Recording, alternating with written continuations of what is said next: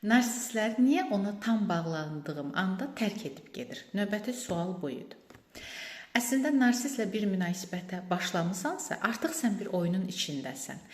Münasibətin başında çox şiddətli bir diqqət, sevgi, qayğı verər sənə. Əslində məqsəd səni sevmək deyil, səni özünə bağlamaqdır. Və sən bunları görənsən, duyğu yatırımı eləyirsən o insana, istər-istəməz duyğu yatırımı eləyib və o insana bağlanırsan. Və sənin ona bağlandığın anı hiss etdiyin an, narsist həmin anda da qəfil bütün diqqətini, qayğısını, sevgisini, yəni göstərdiyi oyunun parçası olan o hissləri kəsir. Və sən bir anda nəyə məruz qaldığına təəccüb eləyirsən. Əslində bu təsadüfi deyil, bu qəfil deyil. Bu oyunun bir parçasıdır. Məqsəd bunları sənin əlindən alaraq səni özünə əksik, zəif hiss etdirməkdir. Unutmayın.